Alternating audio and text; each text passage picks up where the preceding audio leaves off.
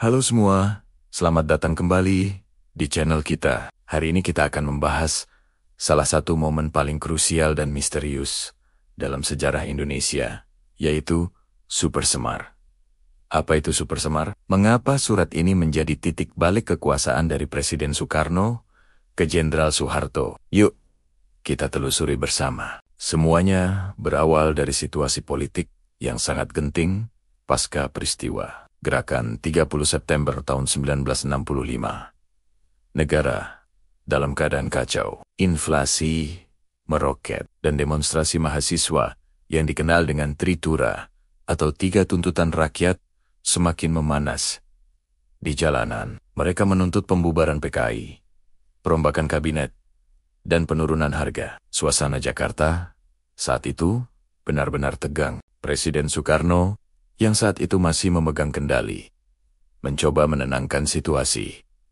Namun, posisinya semakin terdesak. Para jenderal Angkatan Darat yang dipimpin oleh Soeharto sebagai Panglima Komando Strategis Angkatan Darat melihat situasi ini sebagai ancaman serius terhadap keamanan nasional. Di tengah kekacauan inilah, tepatnya pada tanggal 11 Maret tahun 1966, 3 orang jenderal tinggi Angkatan Darat, yaitu Mayor Jenderal Basuki Rahmat, Brigadir Jenderal M. Yusuf, dan Brigadir Jenderal Amir Mahmud, mendatangi Presiden Soekarno di Istana Bogor.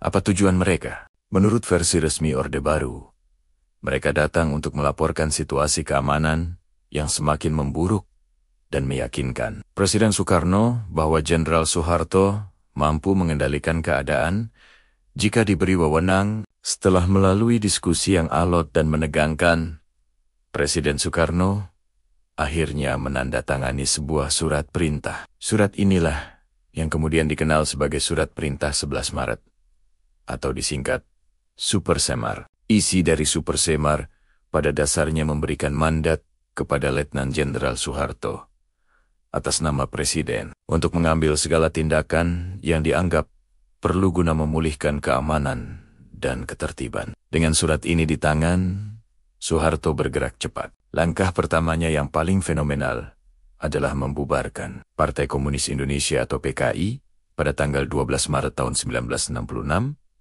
hanya 1 hari setelah menerima Super Semar. Ini adalah langkah yang sangat ditunggu-tanggu oleh para demonstran dan sebagian besar masyarakat saat itu. Tak hanya itu, Soeharto juga mulai melakukan penangkapan terhadap menteri-menteri yang dianggap pro-Kerry atau terlibat dalam G30S.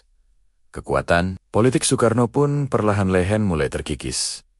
Namun, disinilah letak misterinya. Naskah asli Super Semar hingga hari ini tidak pernah ditemukan. Ada banyak versi yang beredar, dan isinya pun menimbulkan perdebatan. Beberapa sejarawan dan saksi mata dari pihak Soekarno mengklaim bahwa Super Semar bukanlah surat penyerahan kekuasaan, melainkan hanya perintah untuk pengamanan. Mereka berpendapat bahwa Soeharto telah menyalahgunakan wewenang yang diberikan. Apakah Soekarno menandatanganinya di bawah tekanan? Apakah isi surat yang beredar saat ini sama dengan yang asli? Pertanyaan-pertanyaan ini masih menjadi misteri besar dalam sejarah kita. Yang jelas, Super Semar menjadi alat legitimasi bagi Soeharto untuk naik ke tampuk kekuasaan. Secara bertahap, kekuasaan Soeharto semakin menguat melalui serangkaian sidang di Majelis Permusyawaratan Rakyat Sementara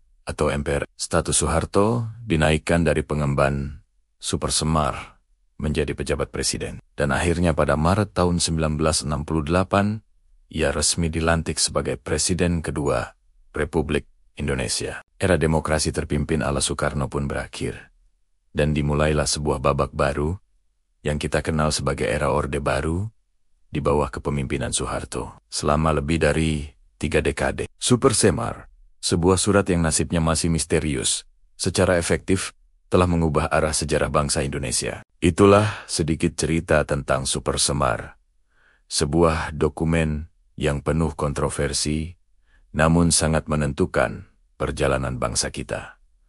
Bagaimana menurut kalian? Apakah ini sebuah kudeta terselubung, atau memang langkah yang diperlukan saat itu. Tulis pendapat kalian di kolom komentar ya. Jangan lupa like, share, dan subscribe channel ini agar kita bisa terus belajar sejarah bersama. Terima kasih sudah menonton. Sampai jumpa di video berikutnya.